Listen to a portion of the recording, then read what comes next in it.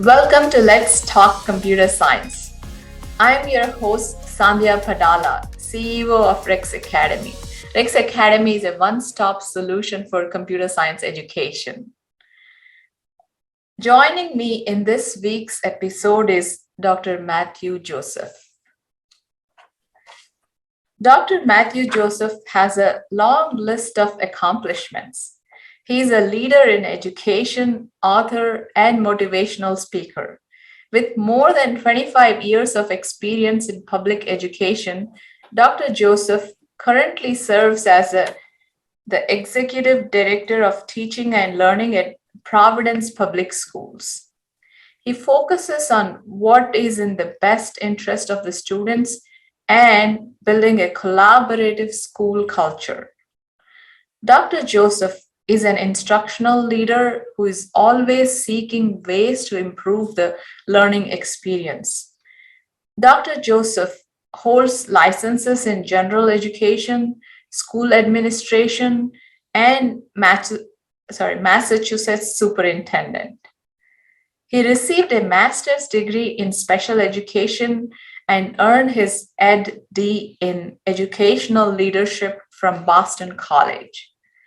Dr. Joseph, we are so excited to have you on our show. Let's talk computer science. Wonderful, and I'm excited to be here, and I appreciate the lead in. But for me, one of the things I just like to sum it up as is I'm an educator. I've been one since I started in kindergarten at age 5, and now 45 years later at 50, I'm still trying to do that through many capacities, through connecting with amazing people like yourself, through being ambassador for programs like Rex Academy, and just getting out there and sharing.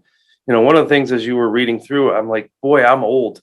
I've been through and had a lot of experiences. And I think in this next kind of phase and work is to share that with others who are just starting out or who are seeking new opportunities. So I'm thrilled to be here and share and talk and learn as well.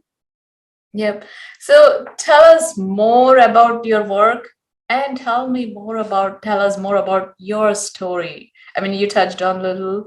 Yes. How did you get to where you are today?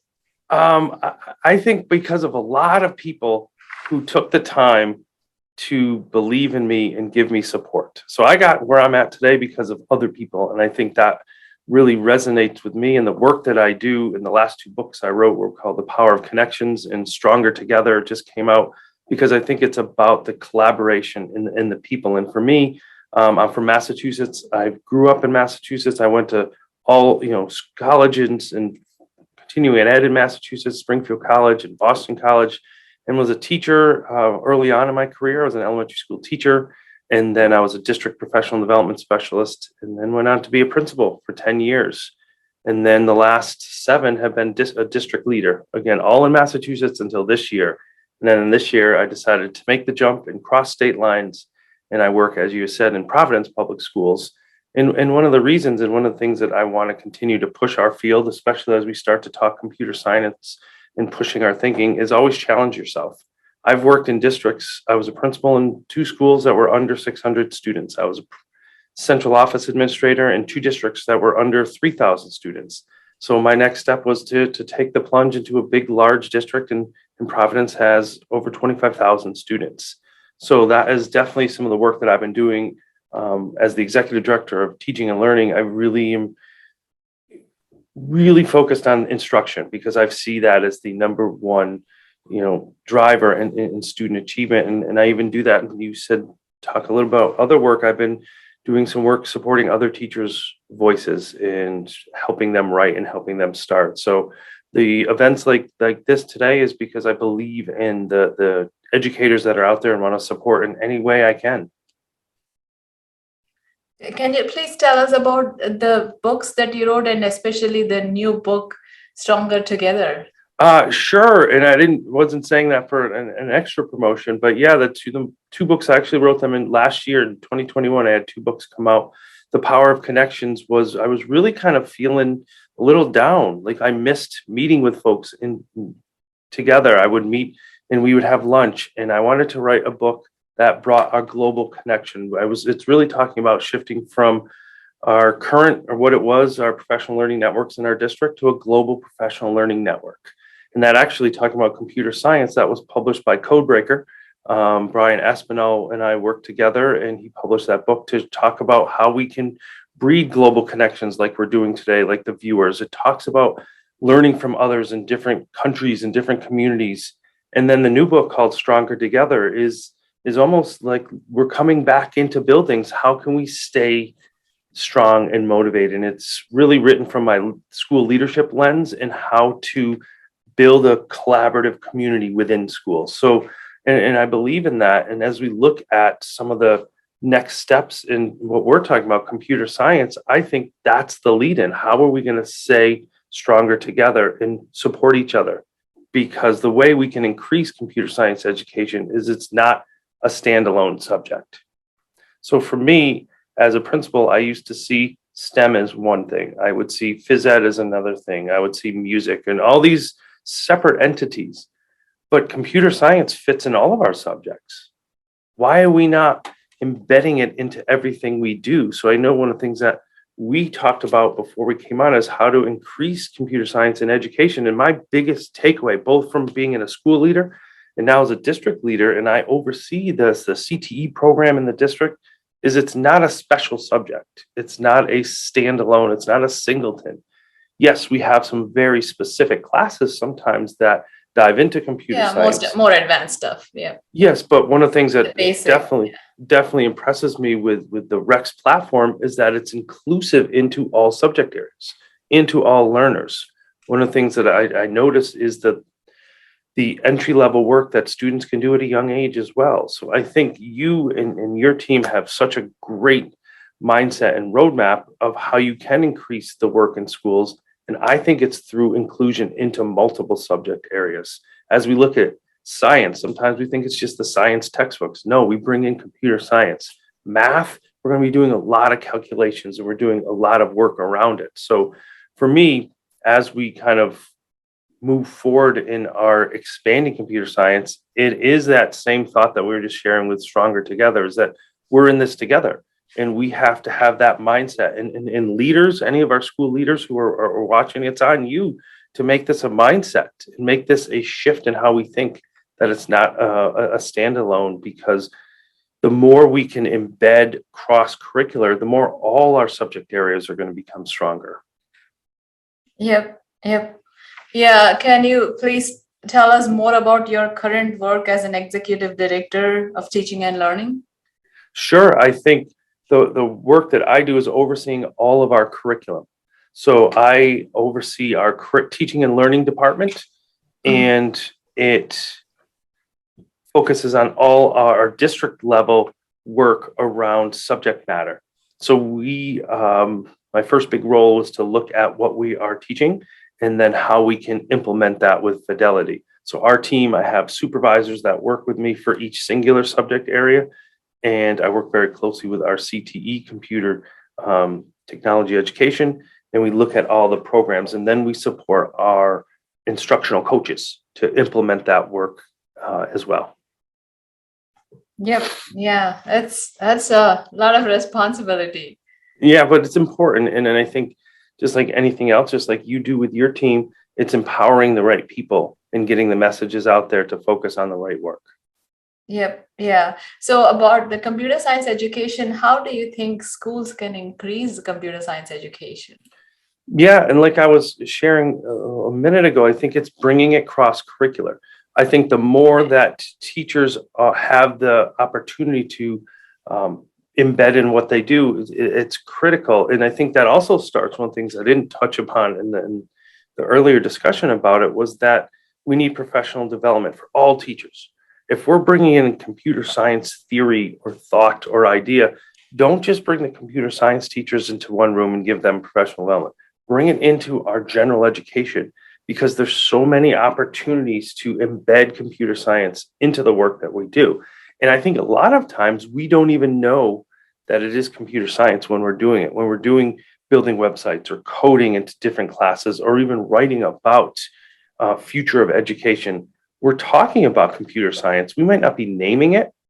And I think the way to increase it is to expand first what the definition of computer science is, so that the math teachers are like, well, I teach math, I don't do computer science. Well, you do both. And I think having that conversation in our districts will enhance both the understanding of what computer science is and expand the options for teachers to say, oh, it fits here. Oh, I think it could fit there as well.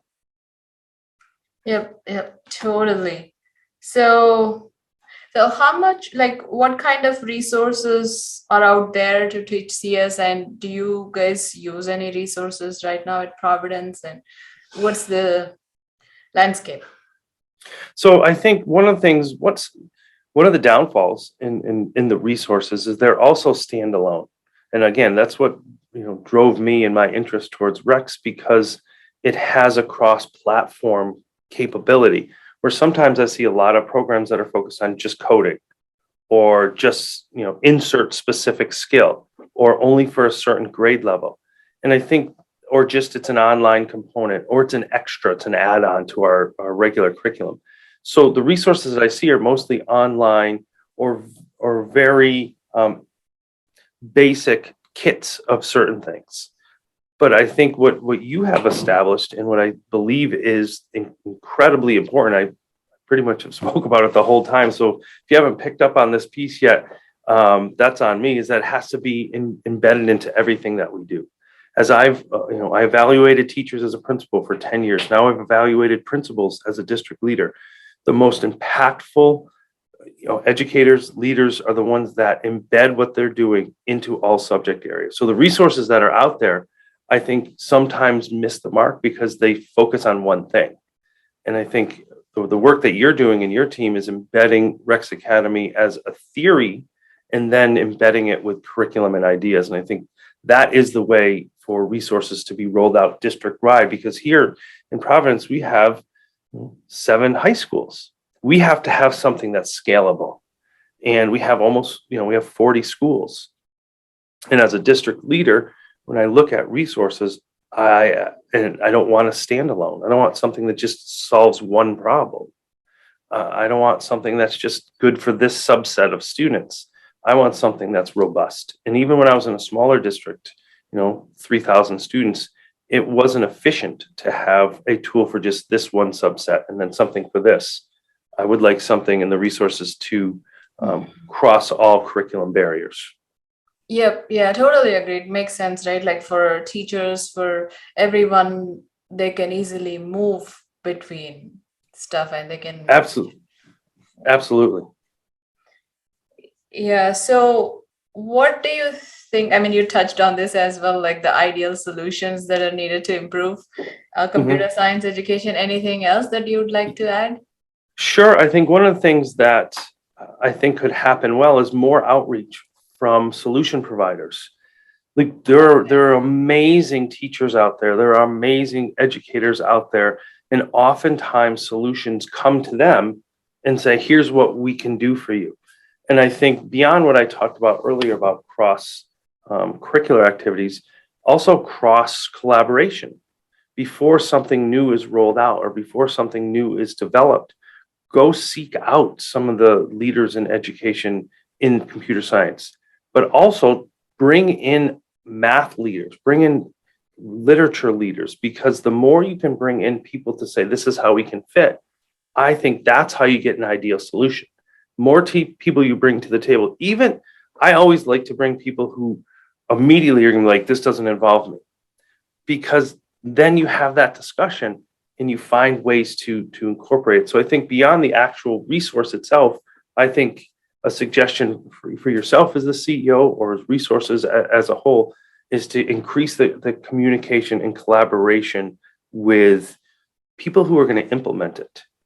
Because I think as we move forward in this customization of education, school leaders, district leaders, I'll just speak for myself as a former school leader and now a district leader. I want to be able to customize it to my needs. And I think the more you do that, the better the computer science resources are going to be, and the more opportunities they're going to be to move across curriculum. Yep, yeah, I totally agree. Like make it a moment, right? Like make it a mission for everyone. We all are in it together to help our kids face this digital world. Absolutely. And I think the more we're able to do that, and the more we're invested as a community of educators and a community of learners, the more computer science isn't just a thing. I say that about technology as well. I don't want to talk about technology. I don't want someone to say, what is the technology? It needs to be part of our toolbox, it needs to be part of our thinking. When somebody walks in the building, they don't ask about the lights. They don't ask about the heat unless it's too cold or too hot. It's just part of what we do. And I think that's the biggest piece of culture, school culture. If computer science is embedded into everything we do, we just know that it's there.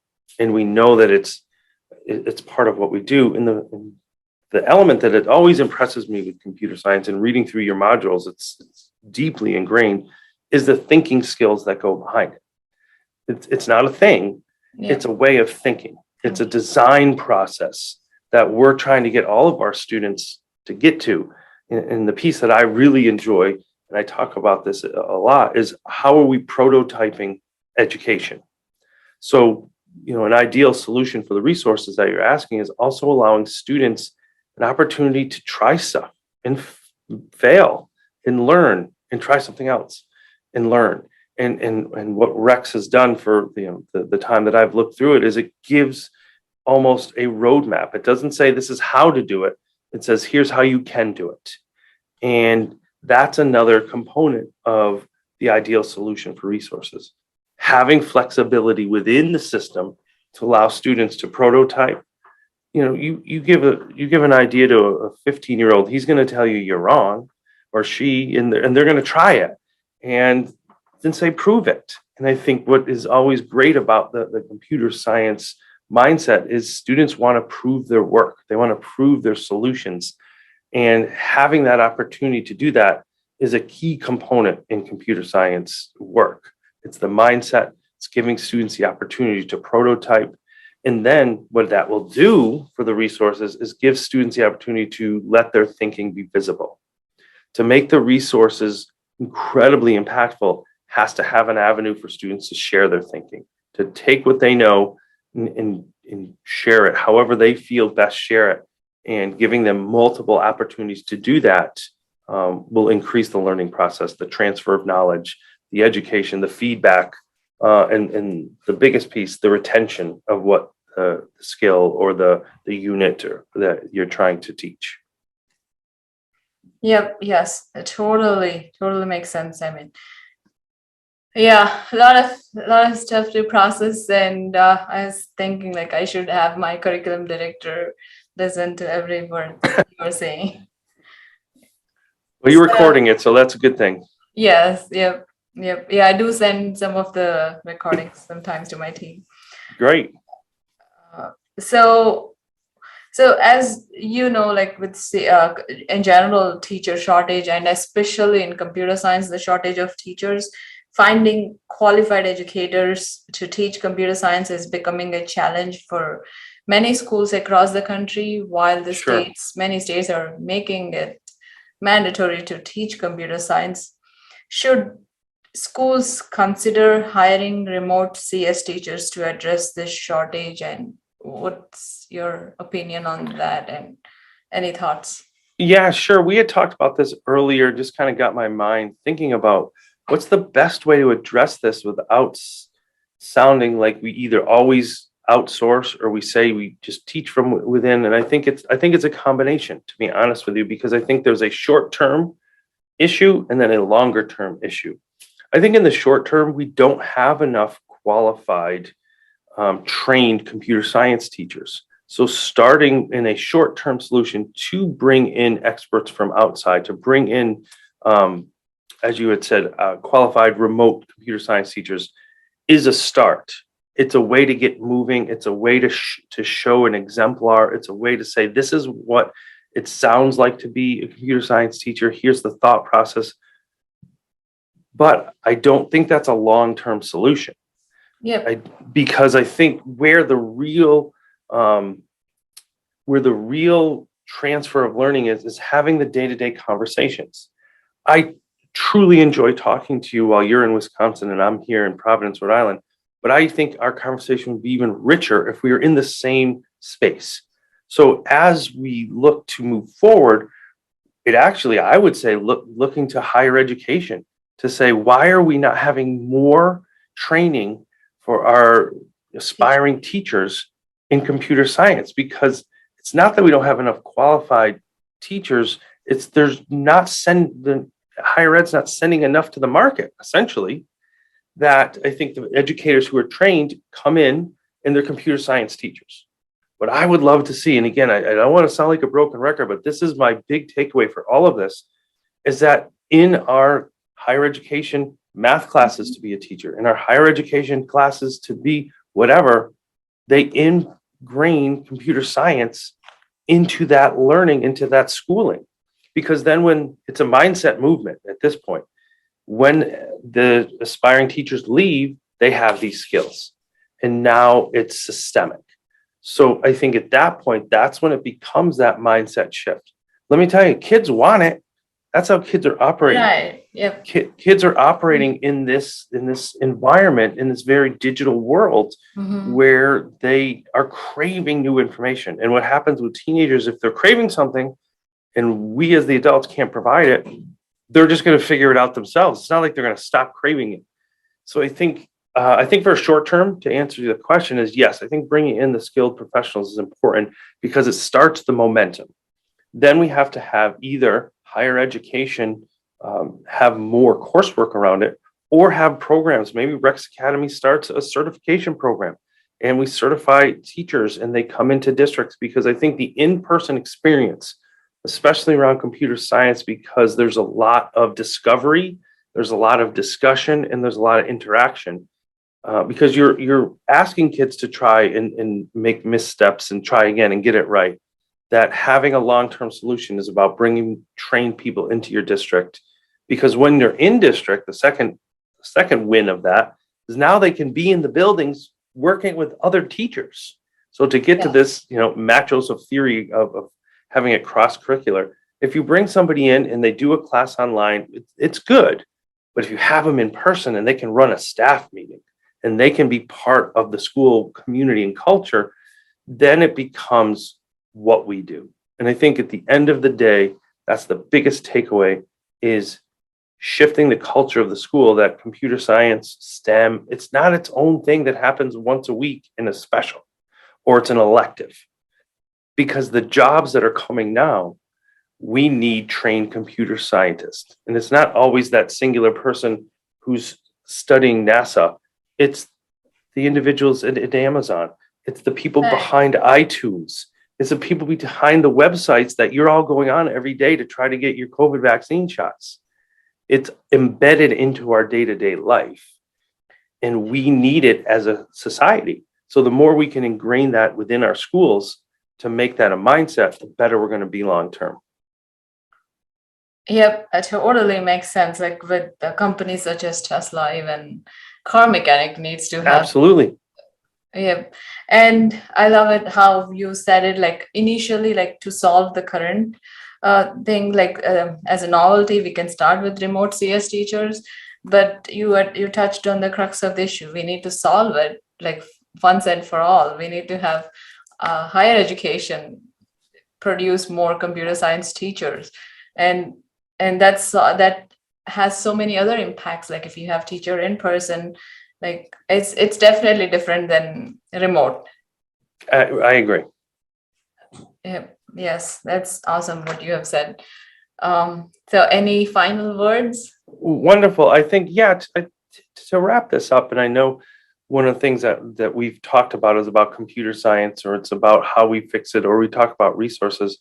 It's one thing we can't forget is it's about people too. That the work that you're doing is awesome, and the work that your team is doing, and the work that Rex is doing to bring thoughts to other people, to students, to professionals, that there's a human service side of computer science, that sometimes computer science is looked at as a computer or a program or code or an algorithm. But the one other takeaway that I hope that people can see, that I've talked about people the whole time. I've talked about cross-curricular. I've talked about work. I say you and us and we, not it or that. And I think a piece of computer science as we move forward is it's about the people who are doing the programming. It's about the people who are doing the planning. It's about the individuals who are researching new theories and then putting them into practice. So we can't lose the human element when we talk about computer science. And that's the same for teachers. I'm talking to you and leaders, that a computer science program isn't 25 kids in a class working on the computer.